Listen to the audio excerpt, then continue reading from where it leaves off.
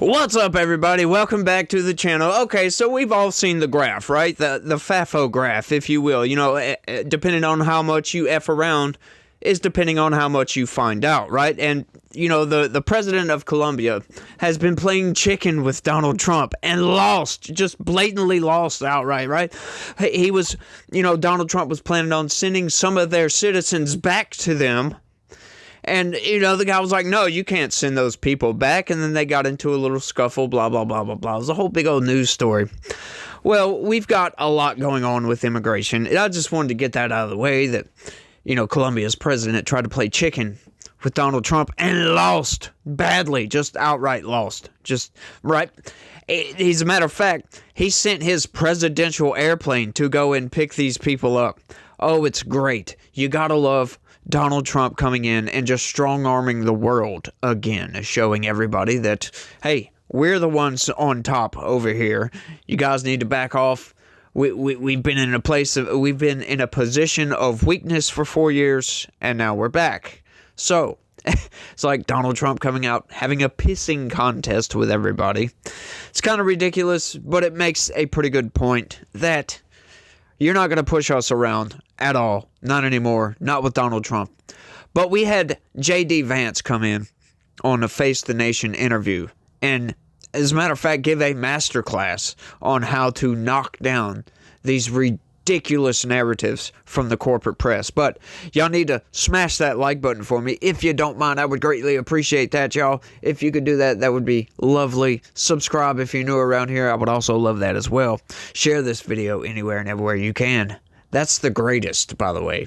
Sharing the video is highly important. And let me know what you think about all this down in the comments section when we're done. But let's go ahead and get into this. I got a couple of sections from the interview we want to go in and break down.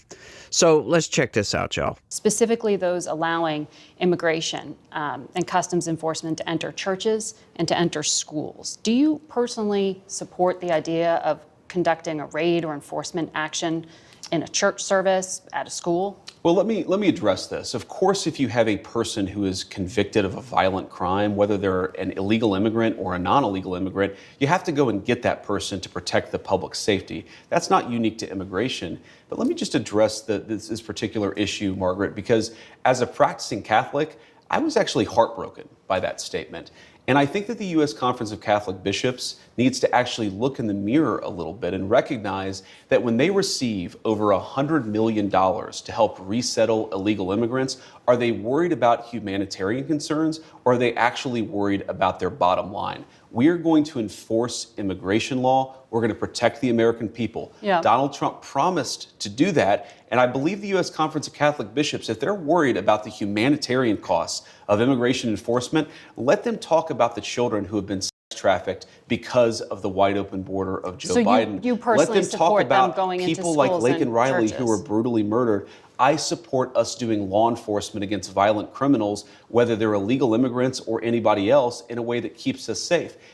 Let me ask this question, Margaret. Let's separate the immigration issue. If you had a violent murderer in a school, of course I want law enforcement to go and get that person out. Of course. So what's the point of the question?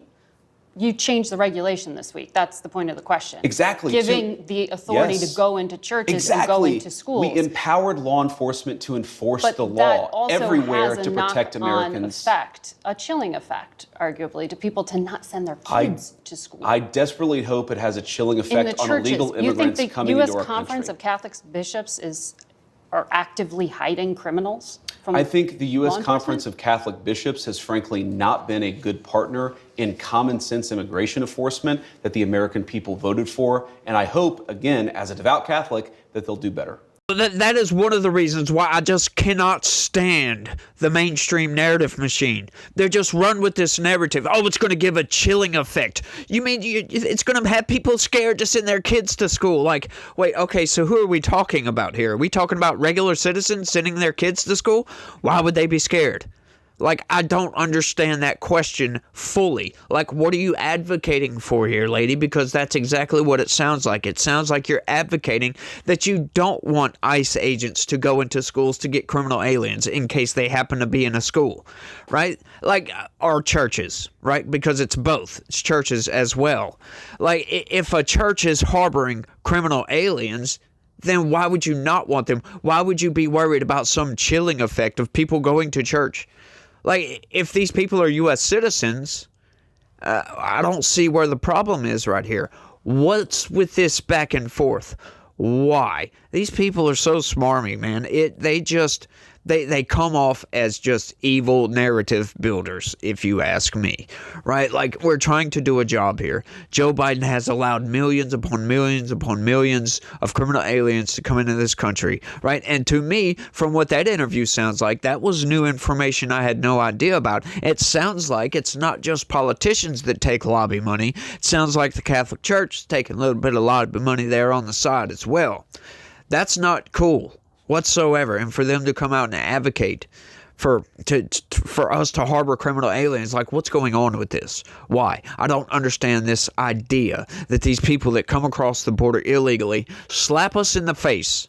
That's what they're doing when they cross that border illegally. I'm not talking about asylum seekers. I'm just talking about criminal aliens, just outright blanket. Like, there's so many of these people are criminals that come across that southern border. Right?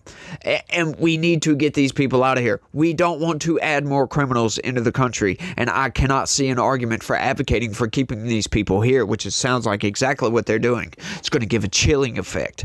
But that's not the only part. Let's keep going and see what else is going on with this ridiculous interview. Check this out. The order on birthright citizenship. A federal judge appointed by Ronald Reagan, I think you'd agree, has some conservative credentials, Sure. Paused the order to end birthright citizenship, calling it blatantly unconstitutional. How do you reconcile this challenge to the 14th Amendment to the Constitution? So I obviously disagree with that judge, and these things, some of them will be litigated. That's the nature of our constitutional system. But here's the basic idea of President Trump's view on this. If you are a lawful permanent resident or a legal immigrant who plans to stay, your children, of course, should become American citizens. But let's say you're the child of an ambassador. You don't become... But that's not part of it. Well, that is already a carve-out an having to deal important with kids of principle. diplomats. But we're saying that carve-out should apply to anybody who doesn't plan to stay here. If you come here on vacation and you have a baby in an American hospital, that baby doesn't become an American citizen. If you're an illegal alien and you come here temporarily, hopefully, your child does not become an American citizen by virtue of just having been born on American soil. There's a very basic principle in American immigration law that if you want to become an American citizen and you've done it the right way, and the American people in their collective wisdom have welcomed you into our national community, then you become a citizen. But temporary residents, people who come in here, whether legally or illegally, and don't plan to stay, their children shouldn't become American citizens. I don't know any country that does that or why we would be different. Well, this is a country founded by immigrants. Well, this is a country founded by... This is a very unique country, and it was founded by some immigrants and some settlers, but just because we were founded by immigrants doesn't mean that 240 years later that we have to have the dumbest immigration policy in the world. No country says that temporary visitors, their children, will be given complete access to the benefits and blessings of American citizenship. America should actually look out for the interests of our citizens first, and that means, again, if you're here permanently and lawfully, your kid becomes an American citizen. If you're not here permanently, if you're not subject to the jurisdiction of the United States and don't plan to be, why would we make those people's children American citizens permanently? I want to ask you about refugee admissions, which were just suspended. Okay, we got two things going on right here. I've made the argument for the birthright citizenship should be abolished. I've made that argument several times. He's making the exact same argument right here. And it's not meant, once again, it's not meant for people that immigrate to this country legally. Of course, those kids are going to be American citizens. Why? Because even if you're here on a visa awaiting citizenship status, once again, I do believe if you have a child within that period, that child should be an American citizen if you plan on staying, if you're going to be an American citizen. Once again, but the people that come across the border illegally to manipulate, to anchor themselves to this country, they shouldn't be. I'll say that again. I'll get that out of the way. Now, two things going on with this. They're conflating immigration with illegal immigration, and the smarmy attitude of that lady just pisses me right off. Oh, we're a nation of immigrants. We're a nation of immigrants. No, we're not.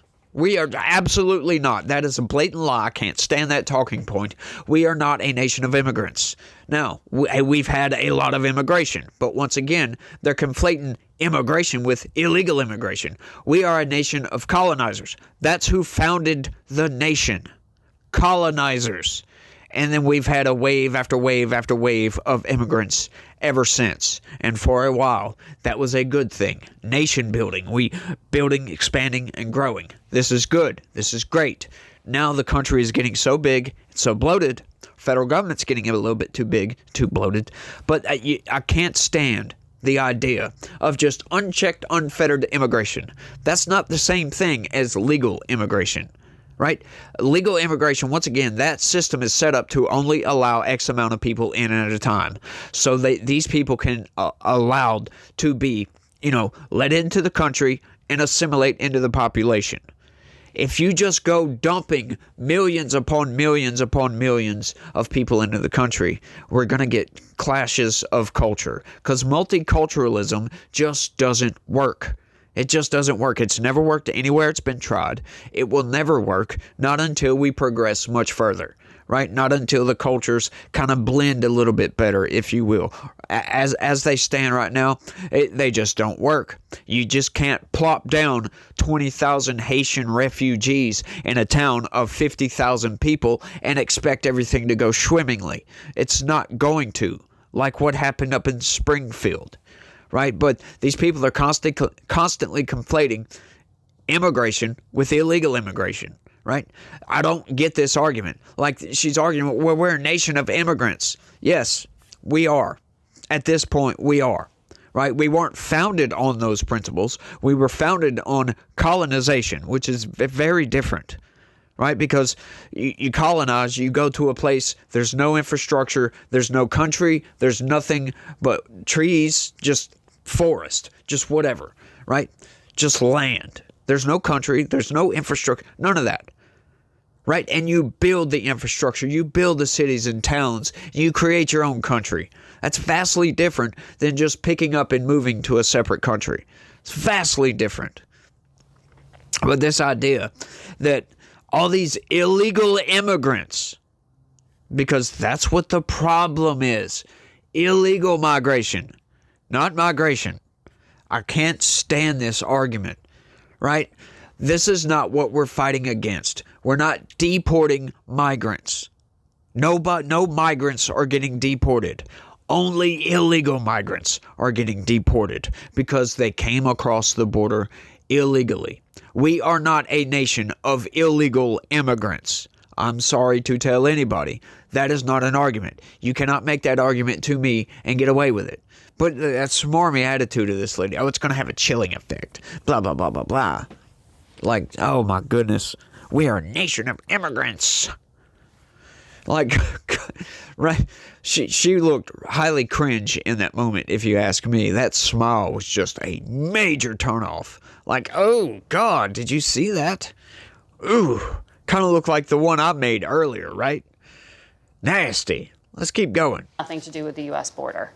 Refugee screening takes 18 to 24 months to go through. They are heavily vetted.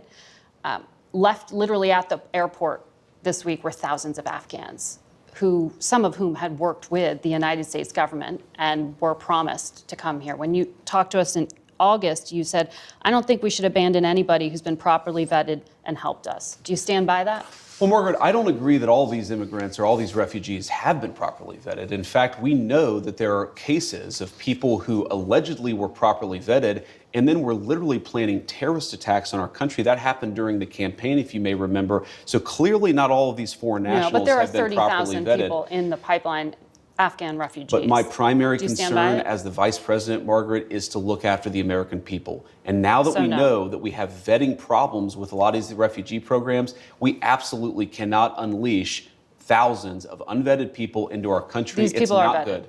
These people are vetted. Just like the guy who planned a terrorist attack in Oklahoma a few months ago, he was allegedly properly vetted, and many people in the media and the Democratic Party said that he was properly vetted. Clearly he wasn't. I don't want my children to share a neighborhood with people who are not properly vetted. And because I don't want it for my kids, I'm not going to force any other American citizens' kids to do that either. No, and that was a very particular case. It wasn't clear if he was radicalized when he got here or while he was living here. I don't really care, Margaret. I don't want that person in my country, and I think most Americans agree with me. Yes, stand firm on this, my guy. You just did the Lord's work right there. Like, shut these people up. This lady is sitting there actually advocating, oh, no, he was properly vetted. Yeah, a guy that's going to commit a terrorist attack? Are you serious right now? He was properly vetted. These people, these vetting processes, once again, you think about these, you look into how they operate, right? They can never be fully vetted. None of these people. From Afghanistan, really? Like, you would literally have to get somebody to get on the ground and go ask on the ground, like, go to this guy's neighborhood he grew up in, where he lived as an adult, blah, blah, blah. You'd have to talk to people to find out where his head lies. Right? A lot of these people, I'm sure they could just fake it until they make it, right? Just like this guy that came in and was planning a terrorist attack. You get it. But to take up for these people, talking about there's 30,000 people in the pipeline. So what? Like, I really don't care at this point. Why, for one, why are they just now in the pipeline? Like, what's going on with that? That was years ago. That was, what, 3 years ago? 3.5 years ago at this point? The Afghanistan withdrawal? You mean you're still getting refugees over here from that long ago? Hang on, I think there's something fishy going on with that. Yeah, I know the vetting process takes a while. Sure, fine, whatever. But look, if they've been just hanging around since that point, what's the point at this point? If you know the point that I'm trying to point to. I had to say that. I'm sorry. It's just how it is. I had to say that. But we just can't take all these people in, just willy-nilly, 30,000 Afghan refugees, and plop them down into the country. It just doesn't work that way. Once again, like I was saying, if we are going to be a melting pot, we need to have objects melt into the pot. We cannot have foreign objects. And taking 30,000 Afghan refugees, plopping them down into their own little enclave over here where they make their own culture, they make their own whatever, blah, blah, blah, blah, blah. That's going to eventually clash with American culture, and it's not going to be good. Then you're going to get the he's eating the dogs and cats moment again, right? Because that's what happens. They have certain practices that they find to be normal. Like with those people up in Springfield, like I was talking about earlier. They have no problem, right? And there is no problem with going to, decapitate a freaking duck to eat it for supper, right? But you don't do that in a public park in America. But these people, they're not from America. They were from Haiti. I had this argument earlier. As a matter of fact, we'll go ahead and bring this up right quick just to get this out the way. All right, so I got into this back and forth. I was scrolling through some videos and came across this little clip right quick. Just so racist. Yeah, there was more to it than that, but I just wanted to point that out because that's what triggered me, I guess, to write a comment. And I put the comment, I said, come on, man, everybody knows Trump isn't racist, but it's so common to just say it. I don't blame you. And then I put a laughing emoji, right? And then I had somebody else reply, Donald is eating your pets right now. And I just laughed. Well, I'm like, yeah, that's funny, right? Humor. Right? So then he replied, to be fair, that was awfully racist of him to say, right? Especially when none of them did that. And okay, so this is where we've got a problem. Okay, so yeah, he was wrong about the minor details. He was wrong about the cats and the dogs. So I had to come back in. I'm like, okay, I got to educate this man right quick. So I put, well, that's the bad thing about Trump. He highlights a bad situation, gets the minor details wrong, then gets attacked relentlessly for it. Also, criticizing an ethnic group for anything is vastly different than hating said group, but people conflate those all the time. So no, it's not racist at all. And my point I'm getting at right there is, Donald Trump saying, look, you got Haitian migrants over here eating the cats and the dogs. Okay, so he got the cats and dogs part wrong, right? It wasn't cats and dogs, was it? No, it was ducks and geese. you had the migrants going and blah, blah, blah, blah, blah with the ducks and the geese. So he got a minor detail wrong, but he's bringing up a bad situation, right? With these Haitian migrants that were just plopped down into the middle of Springfield, Ohio, in a, 20,000 Haitian refugees in a town of 50,000 people. Like, can nobody see that that's going to go very badly for some of these people? Right, and there have been major issues going on in the corporate press and blah, blah, blah, blah, blah. You get it. Right, so this guy responds, what bad situation did he highlight? What minor detail was wrong? Is it attacking when you're correcting him and then he claims he's being attacked and then you insult him for being a man-child? Come on, hold those with power to higher standards, not lower ones. Okay, so once again, getting back to that point. It's not the cats and the dogs. That's the minor detail that was wrong. Okay, it's not racist to call out a situation where you've got 20,000 Haitian migrants plopped down into their own little enclave right next to 50,000 American citizens. Okay, that's not going to go that swimmingly, just right from the jump. That's a bad situation when the Biden administration just brings these people in and just says, here, y'all deal with it. They're taking up resources and the cultures are clashing. There's all kinds of mess going on with this. It's just a giant mess when the federal government says, here's 20,000 migrants, deal with these people.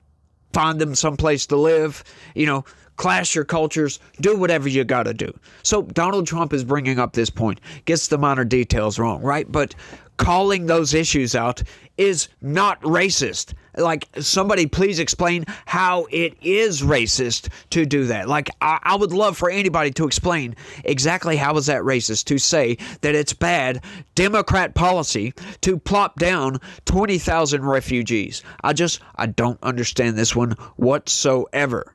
Like, it blows my mind. Then I had somebody else. They commented, what minor details, LOL. He made up a racist lie. Now, the reason I'm addressing this on video form is because I responded several times back to these people. As a matter of fact, I took a news article to prove it to this guy, and I sent it in a clip to respond to these people, but every single one of my responses, it's not visible. I can't see it. I go back to the video. It's not there for some reason. So what I'm going to do is I'm going to make a video about it. Screw it. Why not? Like somebody please, though, explain to me how it's racist to say, look, you got Haitian migrants over here, lopping the heads off of ducks and geese in a public park in front of people's kids. They don't want to see that. That's not racist, by the way. But that's the thing. The corporate press, they'll just say, oh, but look at this racist over here. And then everybody just goes along with it. That's why I don't get really mad when people are like, oh, well, Trump's racist. Well, they've been pre-programmed to believe he's racist. So, yeah, that's going to happen. Some of these people are just insane. They don't realize that they've been programmed by the corporate press to think that certain people are racist. But please explain how bringing up a terrible situation, calling that out, is a racist thing to say. It's not, because race, when you're racist, you hate another race because of that race. Calling up a bad situation has nothing to do with none of that. Right? You think you're better, like your race is better, whatever it may be, right? Just calling up a situation, this specific situation that Donald Trump did, that's not racist, my friend. Not even close to racist. Race has nothing to do with it. It's the fact that these people are from Haiti, and they were just brought here and plopped down in a bad situation, right? Because their home country is a bad situation as well, and they wanted somewhere to go, and by God, the Biden administration said, we'll take you in, and they did. But you can't just flop these people down somewhere and think everything is going to go swimmingly. That's what I don't understand about Democrat policy and all this garbage. It's nonsense. All of it's nonsense. So I made my little rebuttal there for these people, threw it on the video. I'm going to send them a link. I'm going to send you guys a link. If y'all want to argue back and forth down in the comments, be my guest. I will argue with you if you would like. But, please give me some sort of logical deduction here as to how Donald Trump is a racist for saying that 20,000 Haitian migrants are over here doing things that they did in their home country. How is that racist? They're eating the geese. They're eating the ducks. He got the minor details wrong. Sorry about that, y'all. Everybody makes a freaking mistake. Nobody is perfect. And to address that higher standards part, like, I don't get that. Like, I'm sorry. I'm not going to hold politicians to a higher standard than I hold myself, right? Because to do so, that insinuates that I am of a lesser being, right? That I'm holding myself to a lesser standard. That's insulting to me, right? You don't hold somebody to a higher standard. No, because that means you holding yourself to a lesser standard. That means you think less of yourself. We should hold everybody to an equal standard, right? Whether you're a politician or just a good old Joe down at the bar, right? It doesn't matter who you are, right? We don't like liars. We don't like cheaters. We don't like thieves. The list goes on. We shouldn't hold politicians to a higher standard. Now, I will say they are supposed to be the best of the best, but at the same time, they're just human beings just like us. They get things wrong just like we do. We're not any different than anybody else. You know, politicians, when it comes to politicians, public figures, celebrities, it doesn't matter. We shouldn't hold those people to a higher standard because they are human just like us. We should hold everybody to the same standard because we're all created equally. We don't all end up equally at the end, right? But we are created in that way. When we come out of the womb, ain't much difference. We all bleed red. We all cry when we get smacked on the butt. I'm just saying, we shouldn't hold different people that are different class, different socioeconomic class, different whatever. We shouldn't hold different people at different standards. I'm sorry, because, if it's a lesser standard that you hold yourself to, what does that say about your character? That's what I'm getting at here. That you think you're a lesser person or something. You're not. Like, we're all equal on this planet, y'all. Nobody is better than anybody else. But I want y'all to let me know what y'all think about all this down in the comments section. That's all I got on this one, y'all. I want to thank everybody for watching. And y'all try to have a good day. Stay legitical. Peace.